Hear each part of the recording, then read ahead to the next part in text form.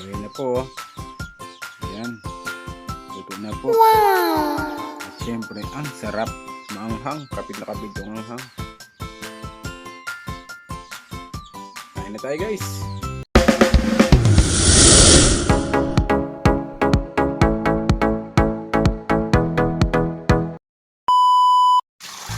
Pakagasin natin para makanggal yung dulas.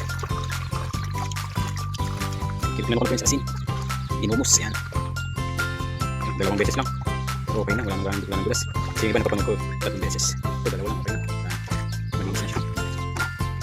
Basa na natin ito.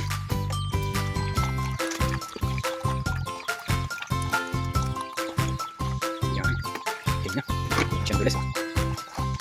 Matapos po natin ay para sa tinugasan ay hihiwain po natin.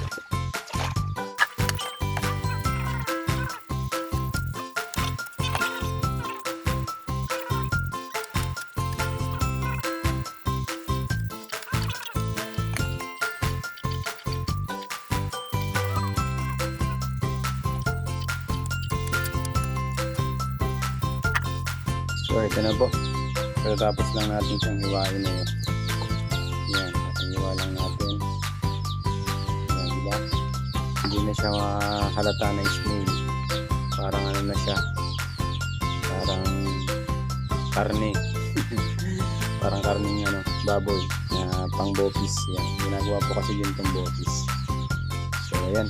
Maya po maghiwa na tayo ng mga pansahog natin.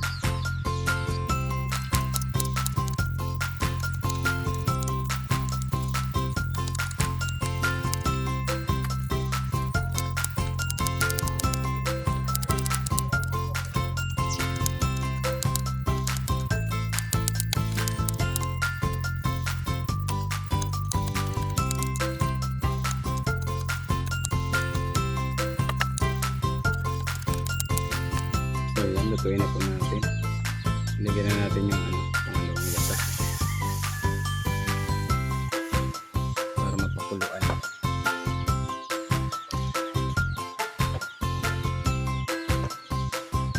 Siyempre lagyan na natin ito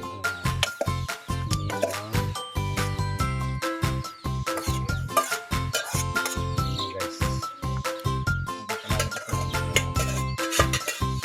sariling sikap na dito.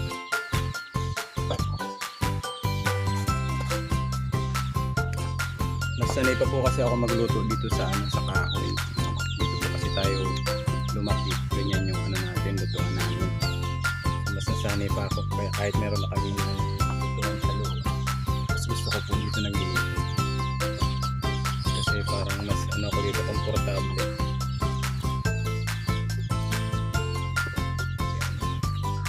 Line na natin ang apoy. Siyempre lalagyan na natin yung mga sahog niya.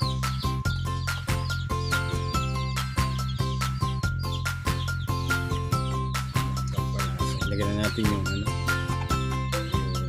luya, yung sibuyas, yung batalang.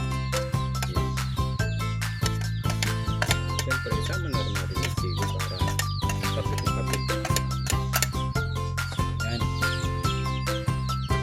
papakaluan lang po natin sa lumambot, tapos matutuyo ng konti, titimplahan. Lalagyan po natin yung unang gata.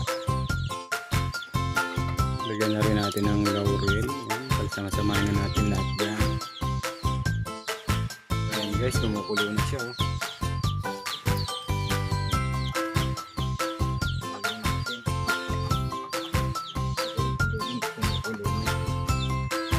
Para matapit yung kanyang mga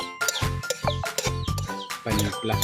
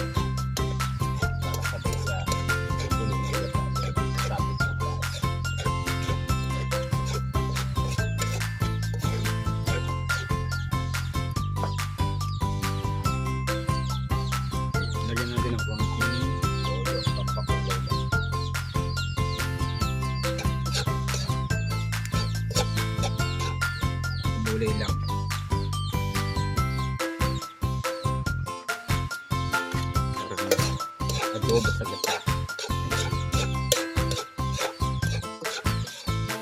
Ayun. Ito na ito guys.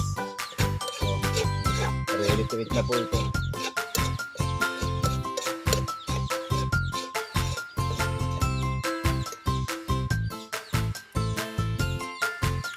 At syempre, lagyan din po natin ang dahon ng sili. Gusto ko po yung dahon.